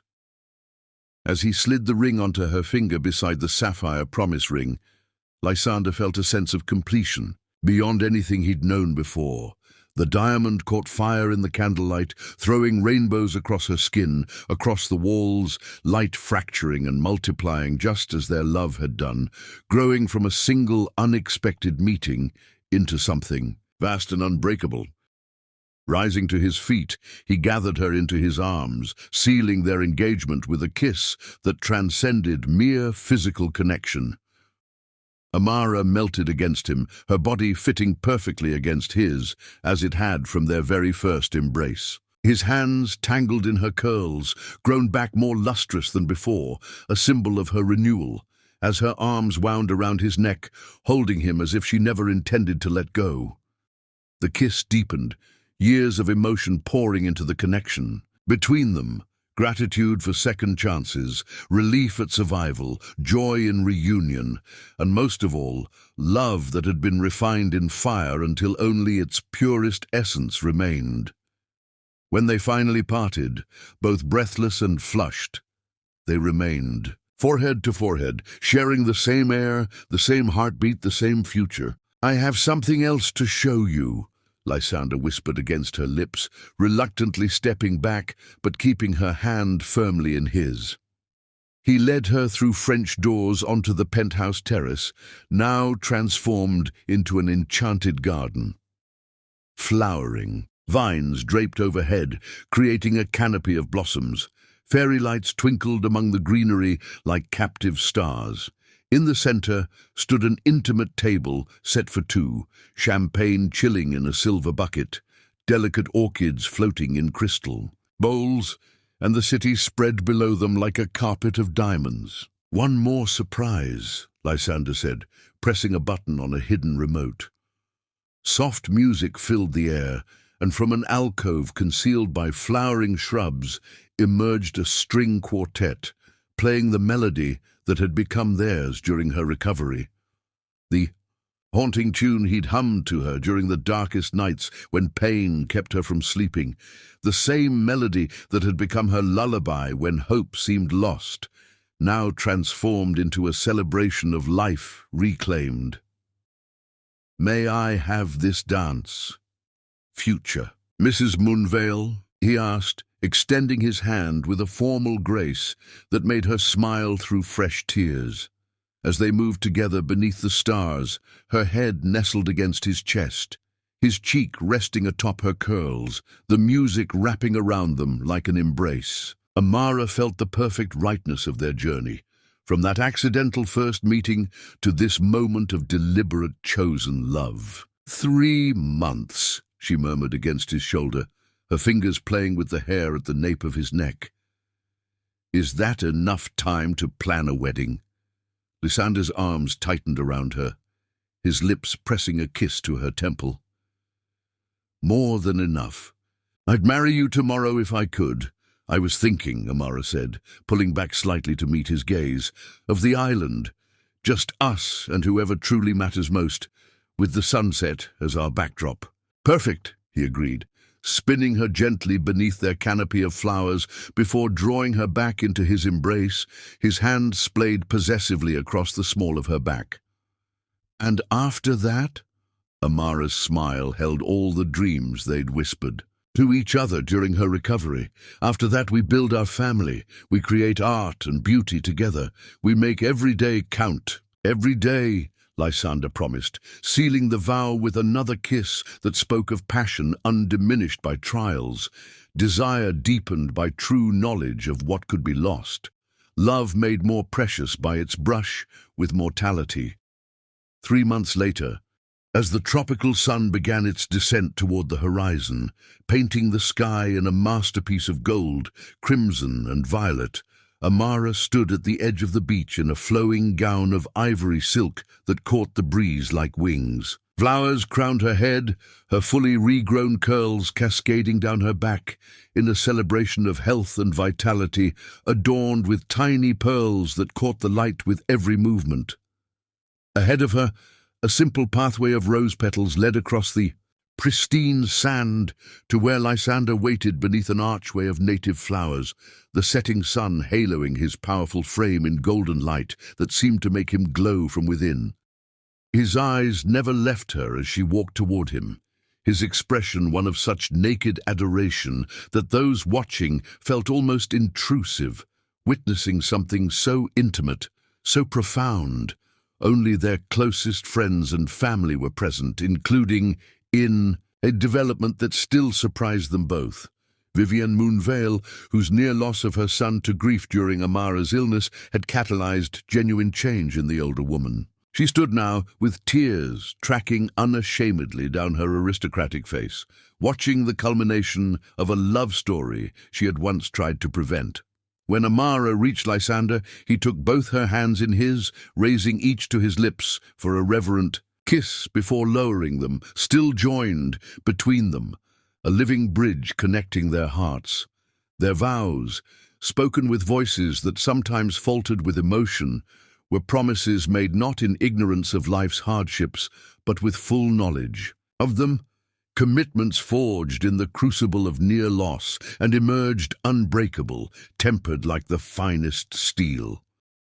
"You are the dream I never dared to dream," Lysander told her as he slid the wedding band onto her finger, his voice carrying clearly across the hushed gathering. "My partner, my inspiration, my home. I promise to cherish every moment we're given, to never take our time for granted, to love you through whatever storms may come with the same devotion that carried us through the darkest days. Where you go, I go. Your battles are my battles. Your joys are my joys.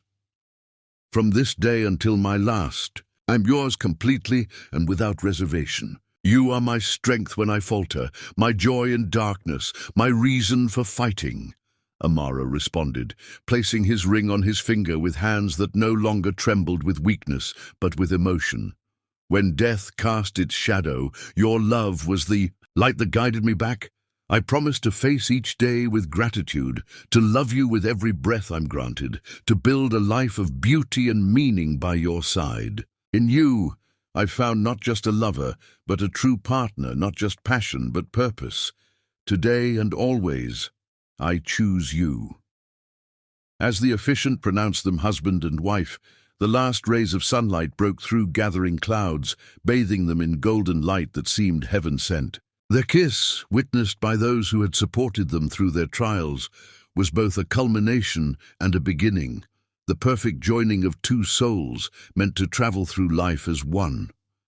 The celebration continued long into the night, with dancing, beneath strings of twinkling lights, laughter that chased away memories of hospital rooms and fear, champagne toasts to health and happiness, and futures once uncertain, now stretching bright before them. Among the well-wishers was Vivienne, who embraced her new daughter-in-law with genuine warmth. "Thank you," she whispered into Amara's ear, "for teaching me what true strength looks like, for loving my son better than I ever could." 5 years later, they stood on the balcony of their beachfront home, watching their twin daughters play in the sand as the sun painted the sky in familiar golds and pinks. Lysander wrapped his arms around Amara from behind, his hands gently caressing her belly, swollen with their third child. "Did you ever imagine such happiness that night you climbed into a stranger's bed?" he whispered against her neck, his lips trailing fire along the sensitive skin there. Amara turned in his arms, pressing her body against his, feeling the familiar fire ignite between them, a passion undimmed by time or trials, a desire that had only grown more intense with the passing years and deepening intimacy. "It wasn't a mistake," she whispered against his lips, her eyes shining with the same light that had captivated him from the beginning. "It was destiny. Their daughter's laughter floated up from the beach, Lyra and Phoenix, 3 years old, and already showing signs of their mother's artistic talent and their father's determination. Soon they would be joined by the son, who grew strong within Amara's womb, a miracle child whose conception had once seemed impossible during the dark days of treatment and uncertainty. As twilight deepened around them, they retreated to their bedroom, closing the door on the world outside to create their own private sanctuary. Lysander undressed her with the same reverence he'd shown that first night they'd made love, his hands remembering every curve, every sensitive spot, his lips following his fingers in a dance they'd perfected over years of loving exploration. Their passion remained undiminished by time, their bodies coming together with the perfect understanding that only true intimacy can bring. In the silver moonlight streaming through open windows, they moved as one. Each touch, each kiss, each whispered endearment, a testament to love that had conquered death itself. Afterward, as they lay tangled together in sheets scented with tropical flowers, Lysander's hand rested protectively over the new life growing within Amara, his eyes filled with wonder as he felt their son kick against his palm. "I love you beyond words," he murmured against her skin, "beyond time, beyond reason." "And I love you," Amara replied, her fingers tracing the strong lines of his face as she had countless times before, memorizing him anew with each caress. "In this life and whatever comes after." Outside their window, stars emerged one by one in the velvet sky, witnesses to the extraordinary journey of two souls who had found in each other the rarest gift of all. A love strong enough to weather any storm, deep enough to heal any wound, eternal enough to transcend even death's darkest threat. Their story, which began with a wrong turn, had become the most beautiful journey either could have imagined, proof that sometimes the greatest love stories begin with the most unexpected of meetings, that fate's most precious gifts often arrive disguised as mistakes, and that true love, once found, becomes the greatest healing force in the universe. In the quiet darkness of their island home, surrounded by the family they'd created and the love they'd fought for, Amara and Lysander held each other close, their heartbeats synchronized in the ancient rhythm of souls who had found their perfect match, two halves of a whole, reunited at last and bound together for eternity.